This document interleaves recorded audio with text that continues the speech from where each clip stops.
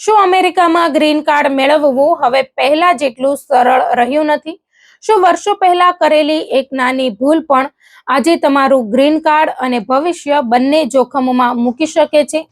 શું અમેરિકાની બહારથી પરત ફરતી વખતે માત્ર શંકાના આધારે તમને એરપોર્ટ પર રોકી શકાય છે? અને શું હવે નાગરિકતા માટે અરજી કરવી પણ ઘણા લોકો માટે જોખમભર્યું બની શકે છે? જો તમે અમેરિકામાં રહેતા ભારતીય કે ગુજરાતી છો, ગ્રીન કાર્ડ ધારક છો, ગ્રીન કાર્ડ માટે અરજી કરવાની તૈયારીમાં છો, અથવા ભવિષ્યમાં અમેરિકાની નાગરિકતા મેળવવાનું સપનું જુઓ છો, તો આજનો આ અહેવાલ તમારા માટે અત્યંત મહત્વનો છે.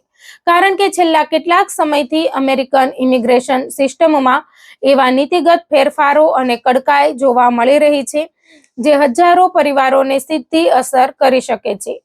સૌથી પહેલા વાત કરીએ સ્ટેટસ એડજસ્ટમેન્ટ એટલે કે અમેરિકાની અંદર રહીને ગ્રીન કાર્ડ મેળવવાની પ્રક્રિયા વિશે. યુએસસીઆઈએસ દ્વારા બહાર પાડવામાં આવેલા નવા પોલિસી મેમો અનુસાર હવે સ્ટેટસ એડજસ્ટમેન્ટની આપોઆપ મળતો અધિકાર તરીકે નહીં, પરંતુ વહીવટી મંજૂરી તરીકે જોવામાં આવશે. એટલે કે માત્ર લાયકાત હોવી પૂરતી નહીં રહે, પરંતુ અરજદારે એ પણ સમજાવવું પડશે કે તેને પોતાના દેશ પરત જઈને કોન્સ્યુલેટ પ્રોસેસિંગ કરવાના બદલે અમેરિકાની અંદર જ સ્ટેટસ એડજસ્ટ કરવાની મંજૂરી કેમ આપવી જોઈએ. હવે અધિકારીઓ દરેક કેસમાં વધુ ઊંડાણપૂર્વક તપાસ કરશે. જો અરજદારના યુએસ સિટીઝન અથવા ગ્રીન કાર્ડ ધારક પરિવારજનોને ગંભીર મુશ્કેલી પડતી હોય, જો અરજદારને પોતાના દેશ પાછા જવામાં આરોગ્ય સંબંધિત અથવા અન્ય ગંભીર કારણોસર તકલીફ હોય, જો અગાઉ કોઈ વિઝા ઓવરસ્ટે થયો હોય અથવા બિનઅધિકૃત રીતે કામ કર્યું હોય, તો આ તમામ બાબતો વિગતવાર તપાસવામાં આવશે. એટલે હવે દરેક અરજી માત્ર ફોર્મલ પ્રક્રિયા નહીં, પરંતુ વિસ્તૃત મૂલ્યાંકનમાંથી પસાર થશે.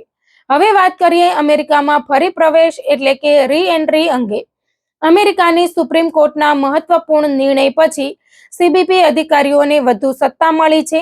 અગાઉ ગ્રીન કાર્ડ ધારક સામે ગંભીર કાર્યવાહી કરવા માટે સ્પષ્ટ અને ખાતરીપૂર્વકના પુરાવાની જરૂરિયાત હતી, પરંતુ હવે માત્ર વ્યાજબી શંકાના આધારે પણ કાર્યવાહી શરૂ થઈ શકે છે.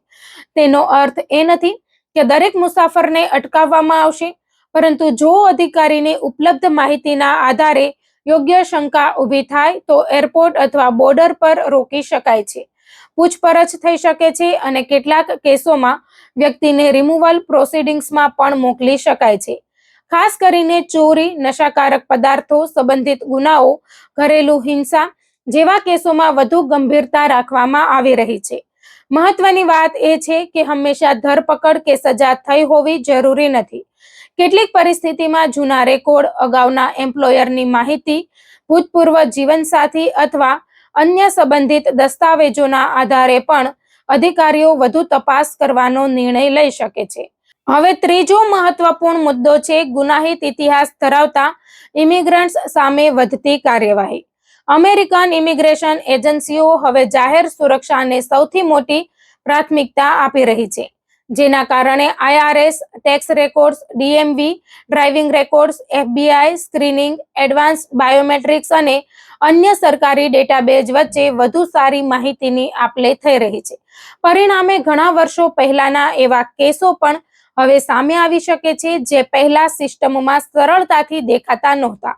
જો ગ્રીન કાર્ડ મેળવતી વખતે કોઈ મહત્વની માહિતી છુપાવવામાં આવી હોય, ખોટી રજૂઆત કરવામાં આવી હોય અથવા કોઈ ગંભીર કાયદાકીય ભંગ થયો હોય, તો ગ્રીન કાર્ડ રદ કરવાની પ્રક્રિયા શરૂ થઈ શકે છે.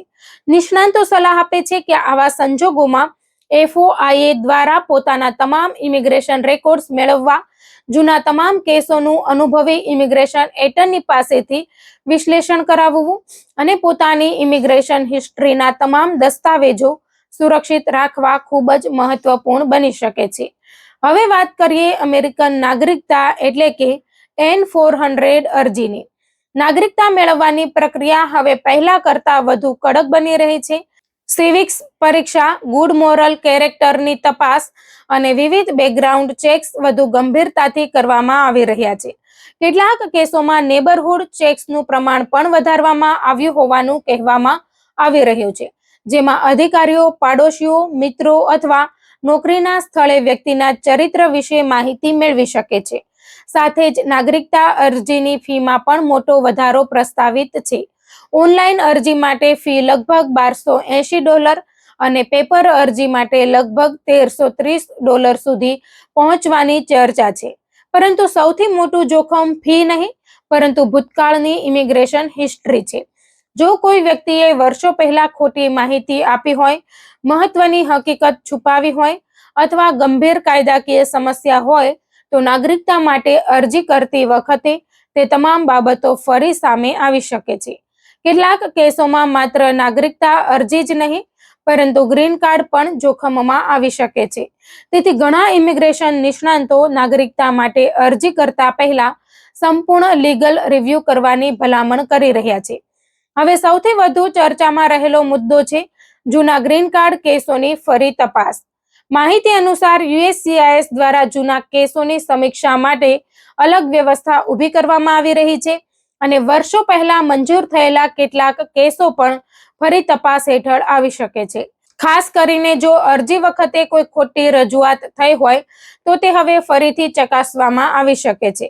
ઉદાહરણ તરીકે B1 અથવા B2 વિઝા માટે અરજી કરતી વખતે ખોટી વૈવાહિક સ્થિતિ બતાવવી, ખોટી નોકરી દર્શાવવી, F1 વિઝા લઈને જે સંસ્થામાં અભ્યાસ કરવાનો હતો ત્યાં અભ્યાસ ન કરવો, H1B પ્રક્રિયામાં ખોટી કંપનીનો ઉપયોગ કરવો અથવા લગ્ન આધારિત ગ્રીન કાર્ડ કેસોમાં ફ્રોડની શંકા હોય તો આવા કેસો ફરીથી ખોલવામાં આવી શકે છે. જો કેસ રીઓપન થાય તો વ્યક્તિને ગ્રીન કાર્ડ રદ કરવાની નોટિસ અથવા ઇમિગ્રેશન કોર્ટમાં હાજર થવા માટે નોટિસ ટુ અપિયર મળી શકે છે. જો કે દરેક કેસમાં પરિણામ એક સરખું હોય એવું નથી. જો વ્યક્તિ પાસે યોગ્ય દસ્તાવેજો, સાચા પુરાવા અને મજબૂત કાયદાકીય બચાવ હોય તો પોતાના અધિકારોનું રક્ષણ શક્ય છે. તેથી ગભરાવાની જરૂર નથી, પરંતુ સાવચેત રહેવાની જરૂર ચોક્કસ છે. અંતમાં સૌથી મહત્વની વાત એ છે કે આ તમામ ફેરફારોનો અર્થ એવો નથી કે દરેક ગ્રીન કાર્ડ ધારક અથવા દરેક ઇમિગ્રન્ટ મુશ્કેલીમાં આવશે, પરંતુ અમેરિકાની ઇમિગ્રેશન સિસ્ટમ હવે વધુ કડક ચકાસણી, વધુ ડિજિટલ અને ડેટા એનાલિસિસ અને વધુ વિસ્તૃત તપાસ તરફ આગળ વધી રહી છે. તેથી જે લોકો ભવિષ્યમાં ગ્રીન કાર્ડ, નાગરિકતા અથવા અન્ય કોઈ ઇમિગ્રેશન લાભ માટે અરજી કરવાની યોજના બનાવી રહ્યા છે, તેમણે પોતાની ઇમિગ્રેશન હિસ્ટ્રી સંપૂર્ણ રીતે સમજી લેવી, જૂના તમામ દસ્તાવેજો સાચવી રાખવા, કોઈ શંકાસ્પદ મુદ્દો હોય તો સમયસર કાયદાકીય સલાહ લેવી અને દરેક અરજીમાં સંપૂર્ણ સાચી અને ચોક્કસ માહિતી આપવી અત્યંત જરૂરી બની ગયું છે. આજના સમયમાં વર્ષો પહેલા કરેલી નાની ભૂલ પણ નવી ટેકનોલોજી અને વધુ સઘન તપાસના કારણે ફરી સામે આવી શકે છે.